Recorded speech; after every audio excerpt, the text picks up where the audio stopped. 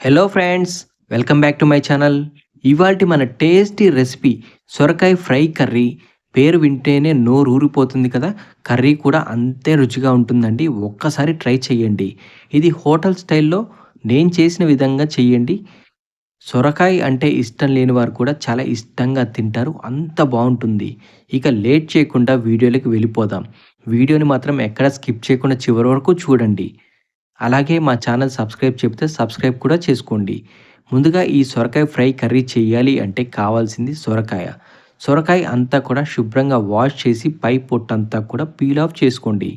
ఇలా peel off చేసుకున్న తర్వాత దీనిని చిన్నగా ముక్కలుగా కట్ చేసుకోవాలి.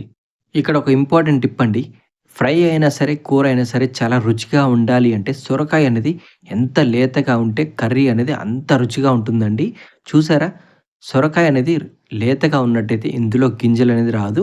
ఒకవేళ గింజలు వచ్చినట్టయితే మీరు ఆ వైట్ పోర్షన్‌ని తీసేయండి. తీసేసిన తర్వాత ఇలా ముక్కలుగా కట్ చేసుకోండి. ఈ ఫ్రై కర్రీకి కావాల్సింది సొరకాయ. నేనైతే ఒక హాఫ్ కిలో సొరకాయని ఇలా చిన్నగా ముక్కలుగా కట్ చేసుకున్నాను. దీంతో పాటుగానే గ్రీన్ చిల్లీస్‌ని కూడా కట్ చేసుకున్నాను. కరివేపాకును కూడా రెడీగా పక్కన పెట్టుకున్నాను. ఈ సొరకాయ ఫ్రై కర్రీలో నేనైతే ఆనియన్ యూజ్ చేయట్లేదండి. ఇది నో ఆనియన్, నో గార్లిక్ అండి. అందరూ కూడా ఉల్లిగడ్డ వేస్తేనే టేస్ట్ ఉంటుంది అనుకుంటారు. కానీ ఉల్లిగడ్డ లేకుండా కూడా ఒక్కసారి ట్రై చేయండి. చాలా రుచిగా ఉంటుంది. ఇక లేట్ చేయకుండా వీడియోలోకి వెళ్ళిపోదాం. ముందుగా స్టవ్ ఆన్ చేసి స్టవ్ పైన ఒక కళాయి పెట్టుకోండి. ఇలా కళాయి కొంచెం హీట్ అయిన తర్వాత ఇందులోనే ఒక 2 టేబుల్ స్పూన్ ఆయిల్ వేసుకోండి. ఆయిల్ కూడా బాగా హీట్ అయిన తర్వాత ఇందులో 1 టేబుల్ స్పూన్ తాలింపు గింజలు వేసుకోండి. ఆవాలు, శనగపప్పు, మినపప్పు ఇలా ఇవి కూడా లైట్‌గా వేగిన తర్వాత 1 టేబుల్ స్పూన్ జీలకర్రను కూడా యాడ్ చేయండి. జీలకర్ర కూడా 1 నిమిషం వేగిన తర్వాత ముందుగా రెడీ చేసి పెట్టుకున్న కరివేపాకును వేయండి.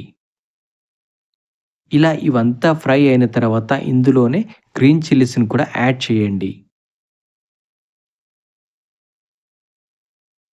ఇలా పచ్చిమిర్చి వేసుకున్న తర్వాత ఇందులో కొన్ని ఇంగ్రీడియెంట్స్ వేద్దామండి.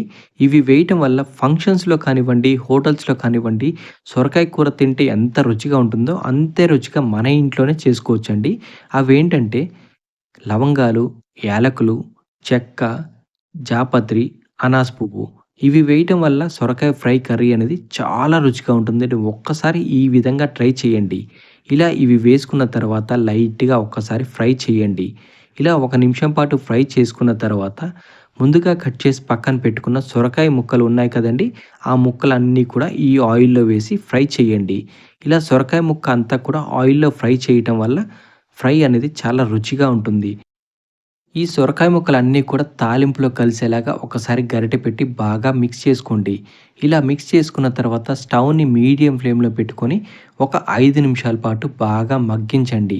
దీనికోసం అనేది పాన్ పైన ఒక మూత పెట్టి ఇలా ఒక 5 నిమిషాల పాటు మగ్గించండి.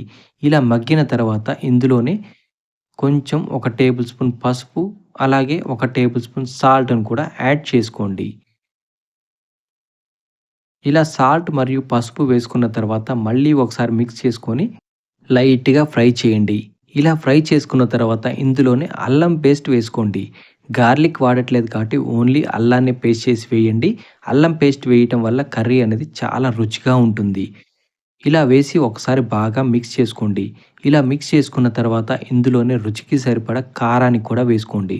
నేనైతే 1 టేబుల్ స్పూన్ కారం వేస్తున్నాను. అదేవిధంగా 1 టేబుల్ స్పూన్ ధనియా పౌడర్‌ని కూడా వేసుకోండి. మీకు వీలైతే కొంచెం గరం మసాలాని కూడా వేసుకోండి. ఆల్రెడీ స్పైసెస్ వేసాం కాబట్టి నేను గరం మసాలాని వేయడం లేదు. మీకు కావాలి అంటే వేయండి, లేదంటే స్కిప్ చేయండి. ఇలా ఇవన్నీ వేసుకున్న తర్వాత ముక్కలకి పట్టేలాగా ఒకసారి బాగా మిక్స్ చేసుకోండి. ఇలా అంతా మిక్స్ చేసుకున్న తర్వాత పచ్చి వాసన పోయే వరకు 1 నిమిషం పాటు ఫ్రై చేసుకోండి. ఇలా 1 నిమిషం పాటు ఫ్రై చేసుకున్న తర్వాత ఇందులో మీకు కావాలి అనుకుంటే కొత్తిమీర, పుదీనాను కూడా వేసుకోండి. నేనైతే వేయడం లేదు. ఇది ఆప్షనల్ అండి. ఉంటే వేయండి, లేదంటే స్కిప్ చేయండి. వంట రాని వారైనా సరే, బ్యాచిలర్స్ అయినా సరే నా స్టైల్‌లో ఒక్కసారి ట్రై చేయండి. మీకే అర్థమవుతుంది కర్రీ ఎంత రుచిగా ఉంటుందో. ఇంతేనండి, మన సొరకాయ ఫ్రై కర్రీ రెడీ అయిపోయింది. మీరు ఒకసారి ట్రై చేయండి. ఎలా వచ్చిందో కామెంట్ చేయండి. Thank you.